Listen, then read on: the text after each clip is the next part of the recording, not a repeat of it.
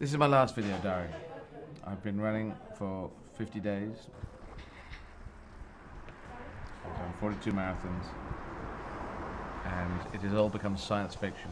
And if you ever do an adventure like this, up to about 15 marathons, when you've done 15 marathons, you can say that, people go, oh wow, 15 marathons.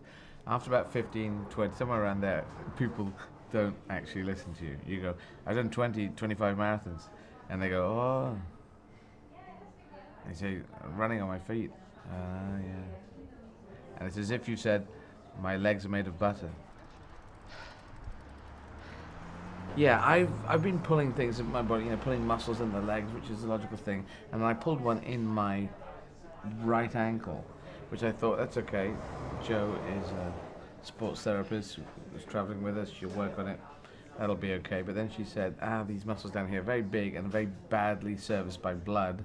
If you carry on running, you might not even make it to the last day. Is it worth it, really? So that was slightly worrying, because I suddenly decided that, I can run anywhere and I don't really get hurt. So I have been having that strapped up for the last 3 or 4 days. Got a bit of a pain in around here today. I'm not going to say my heart, but it was around here. But you get those. Yeah, there's just something aching up here.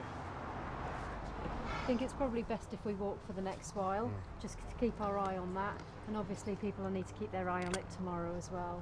So just let me know if it gets any worse.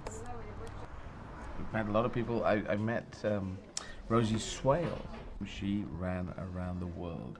I ran around the world because I could run around the world without crossing any oceans. It was like the package tour on foot.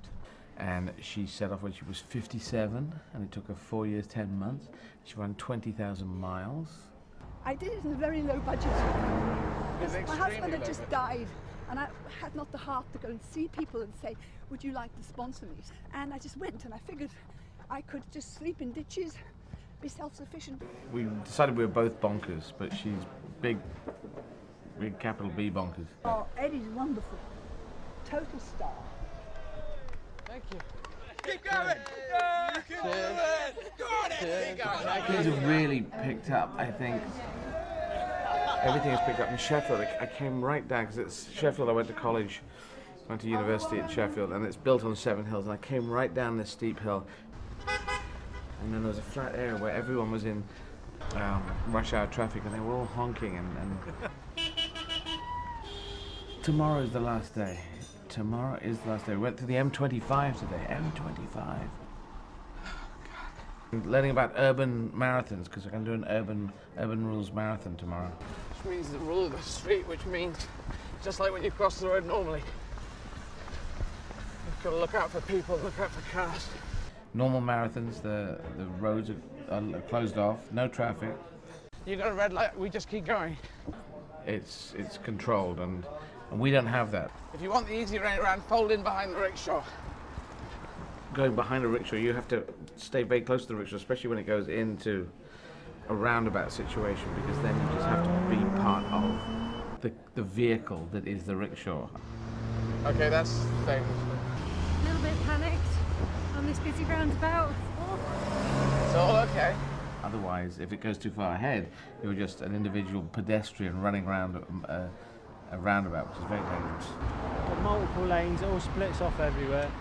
Okay, take a right. So that's scary. And tomorrow's the final one. 43rd marathon. Yeah. And we're just having the Last Supper.